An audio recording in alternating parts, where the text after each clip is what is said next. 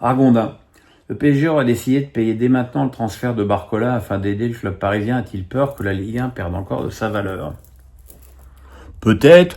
Maintenant, je pense que c'est aussi un joli geste. Maintenant, je n'analyse pas la portée de ce geste. Je sais pas du tout, parce que ça fait quand même 2 ans que Barcola est au PSG. Je sais pas du tout ce que le PSG avait déjà payé, ce qui restait à payer. Voilà. Mais effectivement, ils étaient pas obligés de faire ça, et c'est bien, même si comment dirais-je, je pense que le transfert était déjà comptabilisé dans le budget de Lyon. Ça fera du bien en tout état de cause à la trésorerie du club.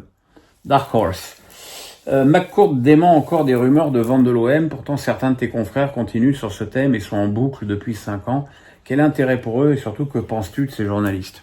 Moi, j'ai toujours eu la même position. Quand les Saoudiens, c'est comme les Qataris, quand ils veulent quelque chose, ils tergiversent pas. Ils se renseignent, ils réfléchissent, et à un moment donné, paf, ils font le chèque. C'est ce qu'a fait c'est ce qu'a fait le Qatar avec le PSG. Donc c'est impossible de voir des Saoudiens tergiverser autant de temps pour l'OM, et je pense effectivement que c'est une vaste foutaise depuis le début. Ça leur a peut-être traversé l'esprit, mais c'est jamais allé plus loin. Et en plus, on le voit, McCourt n'est pas vendeur. Jonathan, jamais. Êtes-vous toujours en contact avec Matt Pokora, qui était l'un de vos proches auparavant? Quelle anecdote avez-vous sur lui? Alors Matt, il habite quand même la moitié du temps à Los Angeles, donc c'est pas super facile pour. On s'écrit de temps en temps. C'est un garçon que j'adore, qui est extrêmement talentueux, extrêmement travailleur, très bien élevé. J'aime beaucoup ses parents. On a beaucoup échangé à l'époque où j'écrivais mon film Tony sur lui, et puis bon, il a préféré décliner parce que il y avait beaucoup de tournées qui étaient prévues, et puis voilà, et puis je pense qu'il était peut-être pas convaincu non plus par le rôle ou le scénario, hein, c'est tout à fait son droit. Mais bon, du coup, j'ai quand même vu 4 fois Robin des Bois, puisque on allait d'abord seul, puis avec Fabien Ottoniente, qui s'était greffé sur le scénario. Maintenant, voilà, c'est quelqu'un que j'aime beaucoup. J'ai malheureusement pas pu aller voir son dernier show.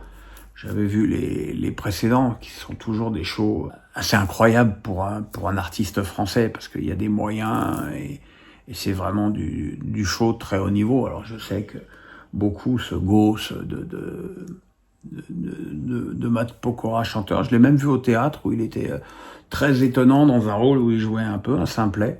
Et je l'attendais pas là, et voilà, c'est un garçon qui travaille énormément et dont la réussite est extrêmement méritée. Dark Horse. S'il t'appelle pour devenir chroniqueur sur la nouvelle future chaîne de la Ligue, tu y vas? C'est toujours pareil, hein, la question est toujours la même. Ça dépend pour quoi faire, ça dépend à quelle fréquence, ça dépend où, ça dépend à quel tarif. Et puis je crois malheureusement pas que ça rentre du tout dans leur idée de faire appel à moi. Mais encore une fois, moi, vous savez, je ferme la porte à personne, mais je suis bien où je suis bien dans ma vie. Je vais être à la retraite au mois d'octobre. J'ai cette chaîne YouTube qui me donne de plus en plus de satisfaction. J'ai fait un record sur ce mois de juin en termes d'audience et donc de gains. C'est très valorisant. Alors évidemment, les gains sont infiniment inférieurs à tout ce que je pouvais toucher avant quand j'étais à la télé, mais c'est pas grave. Je suis bien. Là, je vais encore une fois dans quelques jours, puisque je vais à Paris de mercredi à samedi. Je serai dans ma nouvelle maison, avec une nouvelle vie, avec ma femme qui va commencer son activité de traiteur qu'elle a débuté samedi soir avec son premier événement. Et voilà. Et moi, je vais très bien, grâce à vous, hein, grâce à toutes vos questions et à toute l'affection que vous m'apportez à travers cette chaîne.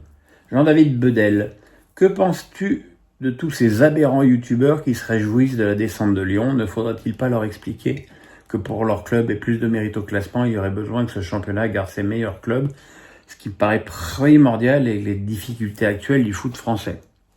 c'est vrai que, et tu as raison de le souligner, c'est pas le moment de se priver d'un club de la dimension de Lyon en Ligue 1.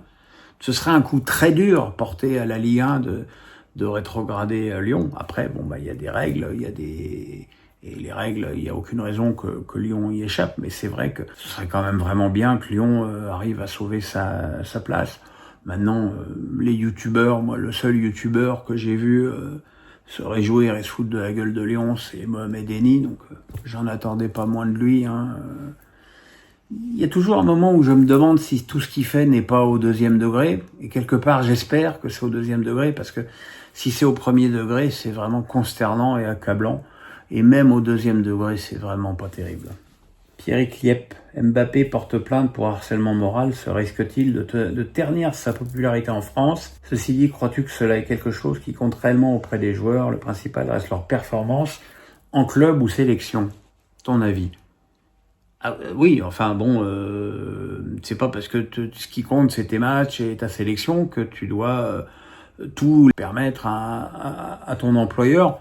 Après, je pense que ternir son image, je pense au point où il en est, qu'il en a rigoureusement rien à carrer. Et je pense que s'il porte plainte, c'est effectivement que c'est quelque chose qui compte pour lui et qu'il estime avoir été effectivement très maltraité. Après, ça changera pas l'opinion que les supporters parisiens ont de lui, même ceux qui surjouent, même l'armée numérique qui, même quand il a une gastro, le mec se fait allumer. Donc, l'harcèlement moral, il l'a aussi.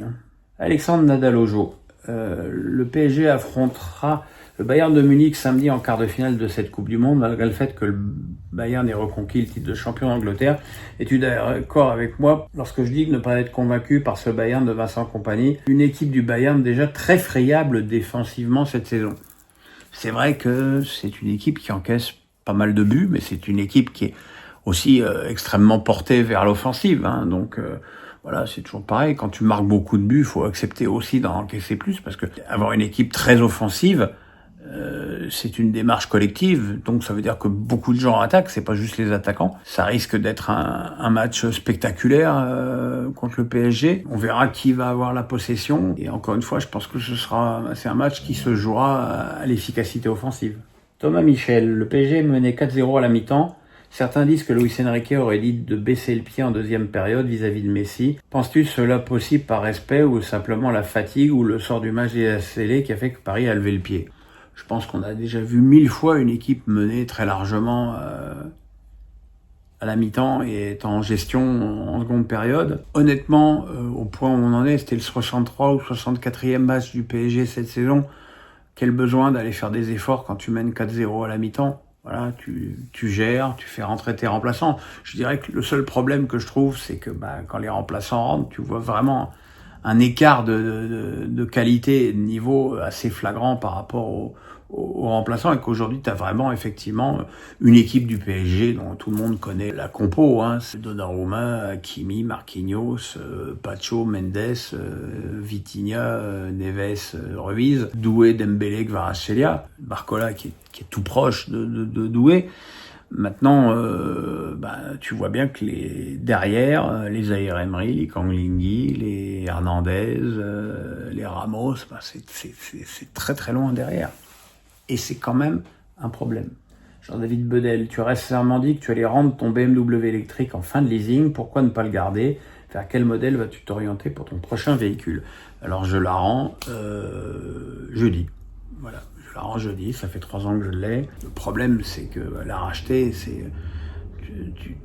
Tu sais que tu vas te retrouver avec un truc invendable, ce qui est d'ailleurs très paradoxal, c'est-à-dire que tout le monde t'incite à rouler à l'électrique, et les bagnoles d'occasion électriques sont infourgables. Donc effectivement, j'allais pas prendre ce risque. Et puis très franchement, j'ai plus besoin d'une aussi grosse voiture que j'avais aujourd'hui dans ma nouvelle vie. Moi, tout ce que j'ai besoin, c'est d'une bagnole avec une assise assez haute, donc un SUV, parce qu'avec mon genou, là par exemple, je me suis fait arracher mon rétroviseur, ma bagnole était en réparation. On m'a prêté une série 1 BM, c'est trop bas pour mon genou. Donc j'ai pris un X2, SUV de taille moyenne. Je l'aurai lundi prochain, lundi après-midi prochain, face à Pierrot. Alexandre Nadal-Ojo. Strasbourg a officialisé les recrutements définitifs d'Omo Bamidele, de Barco et d'Omo Ameyou. En revanche, est-ce que tu sais quelles sont les priorités de recrutement du Racing pour ce mercato d'été? Quid du poste de gardien la saison prochaine? On est dans une situation où Petrovic, à ma grande stupéfaction, n'a toujours pas trouvé de club. Déjà, je comprends pas qu'il ait pas été replacé dans le but de Chelsea. C'est-à-dire quand même alors qu'il y a quand même des émissaires de Chelsea à tous les matchs du Racing, ils ont vu son niveau. Pour moi, c'était le meilleur gardien de Ligue 1 de 2020, de la deuxième partie de saison. Donc je comprends pas qu'ils comptent pas sur lui. Donc est-ce qu'ils vont essayer de le vendre à Galatasaray? Il y avait une rumeur sur Monaco, mais qui visiblement n'a pas eu de suite. Bon, c'est vrai qu'ils en demandent 30 millions, c'est cher pour un gardien, même si ça les vaut. Donc je pense que le gardien du Racing l'année prochaine sera ou Penders ou Jorgensen. Et puis je pense qu'ils vont certainement chercher un défenseur, un attaquant et un milieu. Maintenant qu'ils ont effectivement recruté définitivement ces trois très bons joueurs, notamment Barco qui quand même a fait une entrée assez fracassante dans cette équipe. Maintenant, il faut remplacer Diarra, puis voir si ils vont être attaqués sur Bakwa, qui me paraît être le seul joueur maintenant susceptible de peut-être quitter le club, même si j'y crois de moins en moins. Julien Qualité. Les calendriers de Ligue 1 et de Ligue 2 ont été voilés vendredi. Trouves-tu normal que l'OM ait été intégré au championnat de Ligue 1 alors qu'ils sont regardés administrativement pour le moment? Ils ont fait appel, donc un appel c'est suspensif, comme dans la justice. Donc oui, c'est normal qu'ils soient là. Et puis si la rétrogradation venait à être confirmée, ils seront remplacés par un autre club qui prendra la place de Lyon dans le calendrier, tout simplement. Michel Chaffort. Toutes les divergences sur les droits TV ne donnent-elles pas plus de crédit à l'IPTV, car cela ne semble pas être le meilleur moyen d'en éloigner les utilisateurs, et se montre encore s'il en était encore besoin que l'argent et le pouvoir l'emportent sur la passion, et c'est toujours les passionnés qui trinquent. Oui, enfin, si tu prends l'IPTV, tu trinques pas, hein, tu payes rien. Enfin, tu payes un pourboire pour avoir toutes les chaînes. Donc c'est pas une question d'argent. Hein. Moi je trouve que, encore une fois, même si je comprends que Canal c'est très cher, que les abonnements c'est très cher, que je comprends que tu n'aies pas forcément les moyens de tout acheter, mais l'IPTV reste quand même du vol et illégal. Je suis désolé de le dire et de le répéter. Et encore une fois, surtout quand tu es supporter d'un club, je veux dire, si tu es un forcené qui va à tous les matchs, qui est abonné au stade et tout, et que tu as l'IPTV chez toi, c'est pas cohérent, parce que ça veut dire que tu ne participes pas aux ressources de ton club en payant cet abonnement. Mais il est évident aussi que DAZN, avec son tarif à 40 balles, a tué le produit, parce que tous les mecs se sont dit moi à 40 balles, même si j'avais pas envie, je vais prendre l'IPTV, parce que c'est évidemment beaucoup trop cher. Moi je fais partie des baisers de la première heure, puisque moi de toute façon j'avais pas de choix, il fallait bien que animer ma chaîne, faut quand même le minimum, c'est que je regarde les matchs. C'est une situation très triste. Je vois pas comment quelqu'un qui a l'IPTV va maintenant revenir en arrière.